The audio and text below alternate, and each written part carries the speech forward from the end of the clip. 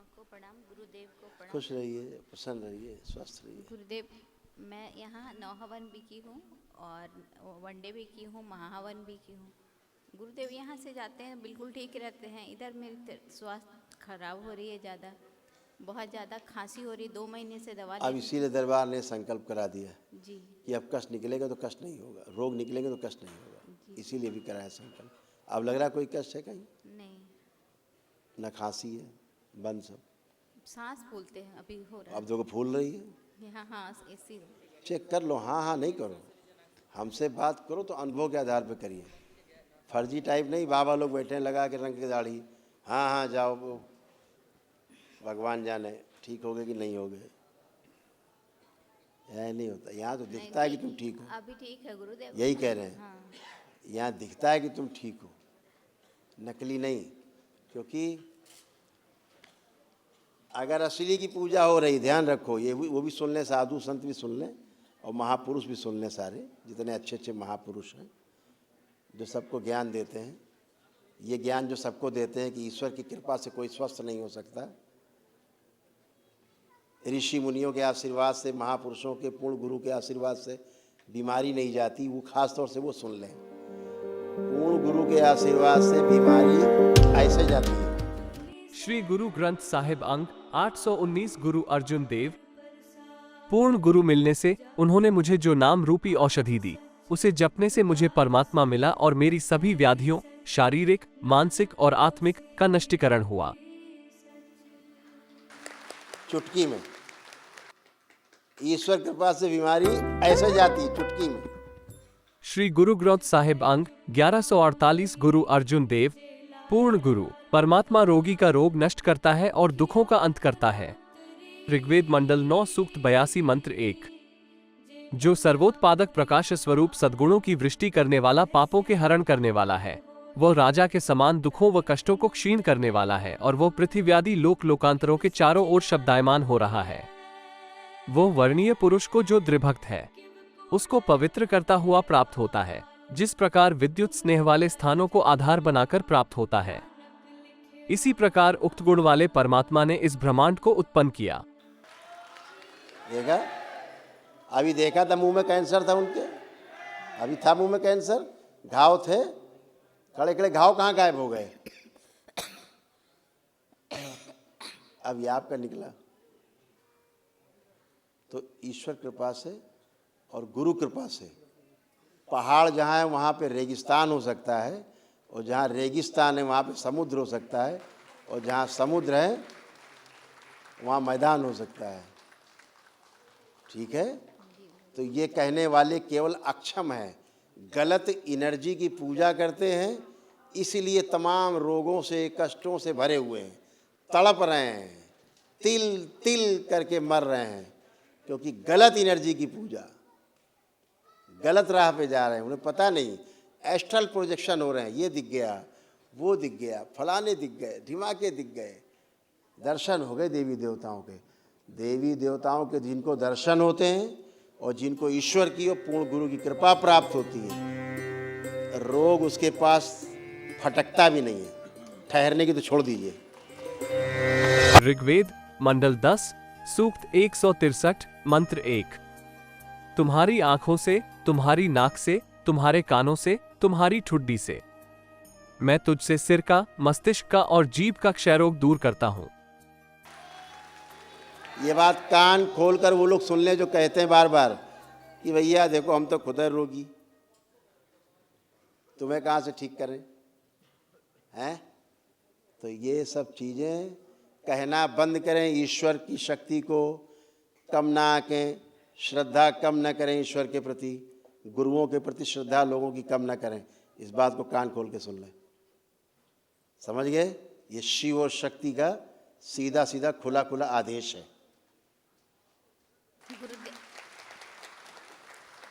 गुरुदेव, जिस घर में हम रहते हैं उसमें बहुत परेशानी है। मैं अपनी माँ के घर में रहती हूँ।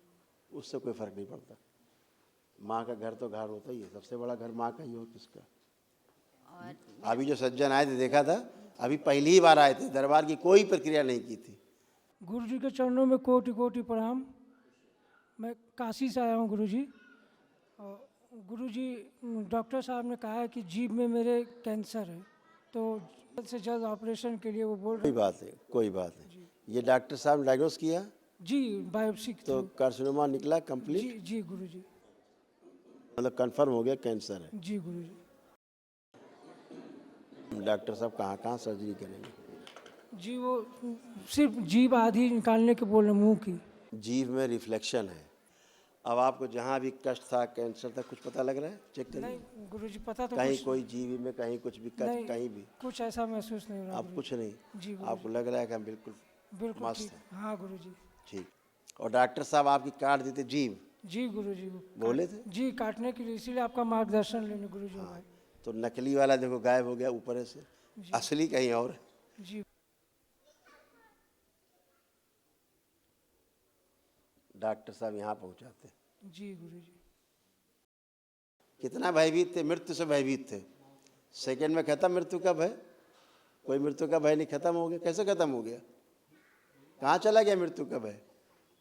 कहाँ चला गया रोग? एकदम से गायब हो गया। हैं? अभी डॉक्टर साहब चीर फाड़ के धर देते उनको, मार कीमो केमा करके, रेडिएशन करके, धीरे धीरे मार देते जान से, साल 2 साल तड़पा तड़पा के। कोई उपाय नहीं, समझ रहे हैं? तो इसीलिए ईश्वर के प्रति जो लोगों का विश्वास है कि हम मंदिर जाते हैं, गुरुद्वारे जाते हैं, हम मस्जिद जाते हैं, कहीं भी जाते हैं, अपना अपना जो भी धर्म मजहब है, अपने अपने ईश्वर के प्रति इसको विश्वास है, उसका फल उसको मिलता ही मिलता है। और ये तो सनातन है, सत्य है, धर्म है, हमारा एक ही धर्म है संसार में, और वो केवल धर्म क्या है? सनातन धर्म है। बाकी सब मजहब, पंथ, संप्रदाय, कबीले, ये हैं सब, समझ गए? इसलिए धर्म को कम ना आंका जाए। धर्म है तो हम जीवित हैं, धर्म है तो पुनर्जन्म लेंगे, धर्म है तो मुक्ति भी पाएंगे। तो धर्म सर्वोपरि है, उसको कम ना आके, उसकी गरिमा ना गिराएं। ये बोल बोल करके कि डॉक्टर के पास जाओ, डॉक्टर ठीक करेगा। डॉक्टर भगवान है क्या? ठीक कर देगा? लाखों लोग रोज इनके अस्पतालों में मर रहे हैं, भगवान ने तो बचा के दिखाए। डॉक्टर, अगर डॉक्टर भगवान है तो बचा के दिखाए। डॉक्टर से उबे हुए, डॉक्टरों के हाथ उठाए हुए लोग कि भैया कुछ नहीं कर सकते हम, वो दरबार में आते हैं। कहाँ? शिव और शक्ति के शरण में आते हैं, पूर्ण गुरु की शरण में आते हैं, इसीलिए स्वस्थ होते हैं। रोज यहाँ हजारों लोग क्यों स्वस्थ होते हैं? कैसे स्वस्थ हो जाते हैं? वो चीज़ें जो कभी खत्म नहीं होती जीवन में। जिंदगी भर दवा चबाता रहता है, डिप्रेशन, एंजाइटी, बाइपोलर डिसऑर्डर, नकली भूत प्रेत की बीमारी। लोग हिल रहे हैं, चले जा रहे हैं, 10-10 साल, 20-20 साल, 30-30 साल, 40-40 साल मर गए पेशी लेते लेते। कहाँ जा रहे हैं? पेशी लेना है, चलो हाजिरी लगाने जा रहे हैं। जिंदगी भर हाजिरी लगाते, वो मर जाते हैं, उनके लड़के बच्चे हाजिरी लगाते हैं। पेशी आ रही सबको, पीढ़ी दर पीढ़ी पेशियाँ आ रही, चले आ रहे, हिलते डुलते, भूत प्रेत नकली, सीजोफ्रेनिया नकली बीमारी एक ही दिन में दरबार में ख़त्म हो जाती है। ईश्वर कृपा नहीं हो तो कैसे एक दिन में कट जाएगी पेशी? तो जब असली होगा तो पेशी कटेगी एक दिन में, नकली होगा तो जिंदगी भर हाजिरी लगाओ। समझो तुम ईश्वर के नहीं, भूत प्रेत की पूजा कर रहे हो। ये बात ध्यान रखे कान खोल के। तो अपनी पूजा पे ध्यान दो, बातें अच्छी अच्छी करने से ठीक नहीं होते आप।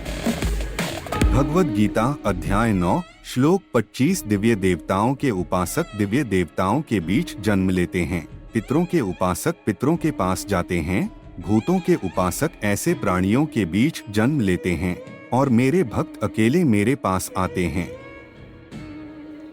अच्छी अच्छी बातें बताने से लच्छेदार सबको अच्छे नहीं होते लोग। अंदर बैठी गंदगी आपकी बात को इधर सुनती इधर निकाल देती है। माँ बाप से बड़ा भगवान किसी के लिए नहीं होता कोई। और जब माँ बाप की आदि बात ना माने, तुम्हारी बात कौन मानेगा?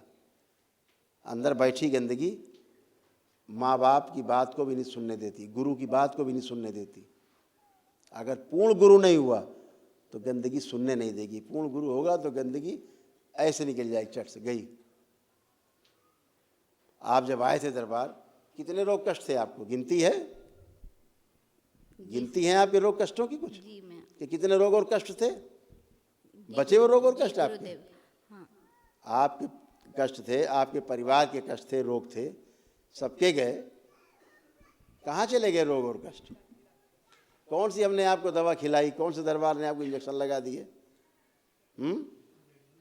सब कुछ तो गायब हो गया, सारे शरीर के रोग कष्ट गायब। गिनाए कहिए आपको लिख के क्या क्या गायब हुआ, क्योंकि दरबार भुला देता है। क्योंकि कम से कम तुम्हारे दर्जनों जगह तो कैंसर था तुम्हारे शरीर में, खुद गिनाए कहाँ कहाँ था, खून बनता नहीं था, छाती में गांठें बन रही थी, गुदा द्वार में कष्ट थे, कैंसर बन रहा था। अब है कुछ नहीं गुरुदेव, इन्फेक्शन था, सब खत्म, जगह जगह सूजन था। जी जी पेंक्रियास में आपके पेंक्रियाटिक हेड में कैंसर बन रहा था, ट्यूमर बन रहा था, सिस्ट जी गुरुदेव, हैं, हड्डियों में आपके बन रहा था, उठना बैठना तुम्हारा मुश्किल था, जी गुरुदेव, जोड़ जोड़ में सारे दर्द थे खूब भयंकर, जी हैं, जी गुरुदेव, पागलों जैसी तुम्हारी स्थिति बनी हुई थी। जी अब बेचैनी कुछ है? नहीं गुरुदेव, आधी बेहोशी में रहती थी हमेशा, जी कहाँ जा रही, क्या कर रही, क्या रख रही, क्या उठा रही, पता ही नहीं, जी पूछो तो हमने किए नहीं, जी कुछ बचा नहीं गुरुदेव, तो कहाँ चला गया सभी? जो कहते हैं कि ईश्वर कुछ नहीं कर सकता, इस भरोसे ना रहना कि संत कोई आशीर्वाद दे देगा तो तुम ठीक हो जाओगे। तो सावधान हो जाएं ऐसे नकली लोग, नकली हैं। क्यों?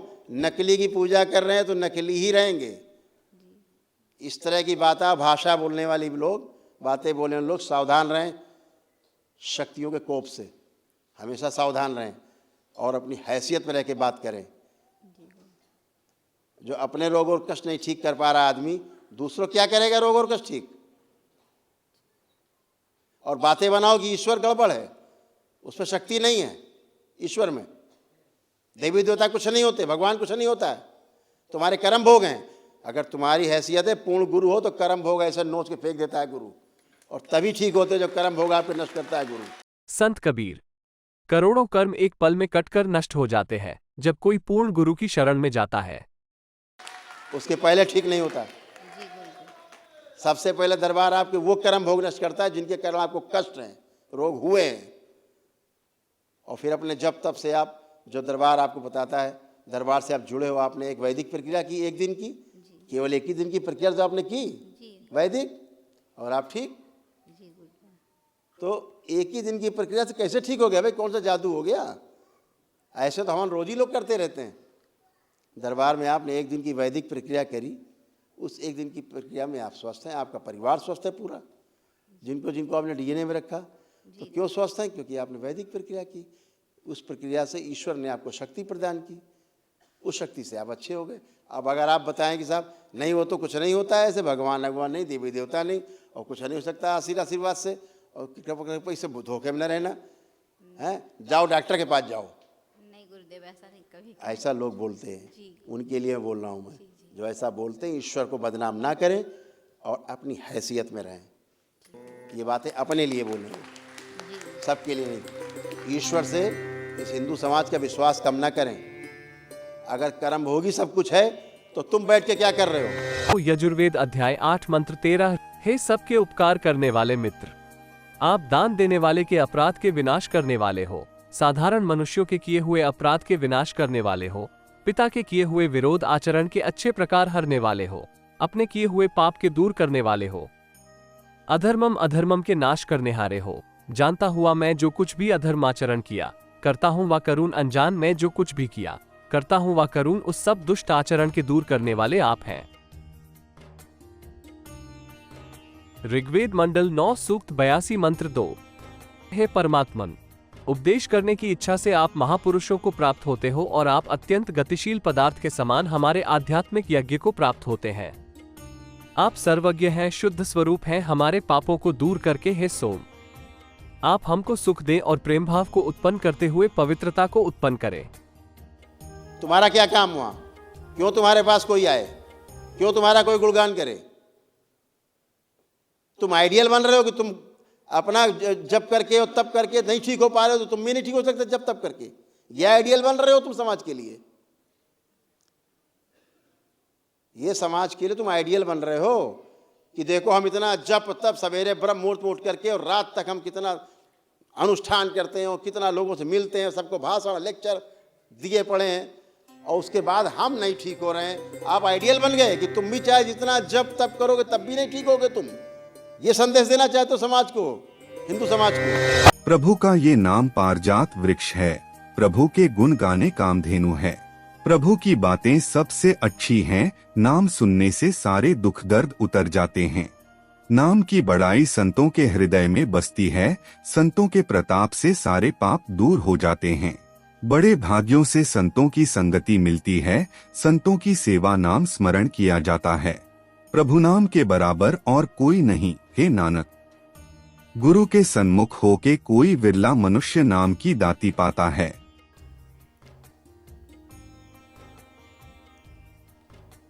डूब मरो चुल्लू भर पानी में, कुछ नहीं आता तुम्हें, कुछ नहीं जानते हो तुम, कुछ नहीं देखा तुमने। प्रेत पूजा करते हो, प्रेत पूजा करते रहो। प्रेत पूजा करने वाला सड़ गल के मरता है, तड़प तड़प के मरता है। ये आइडियल नहीं बन रहे आप। शिव की शरण में जाए बगैर मुक्ति नहीं। पांडवों के लिए भी बोल दिया था भगवान श्री कृष्ण ने, शिव की शरण में जाओ, मुक्ति चाहिए तो। स्वयं मुक्ति नहीं दी, शिव की शरण में ही मुक्ति है। और जहां शिव और शक्ति है एक साथ, वहीं मुक्ति है।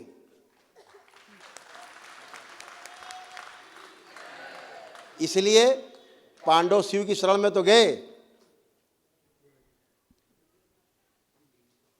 शक्ति की शरण में नहीं गए।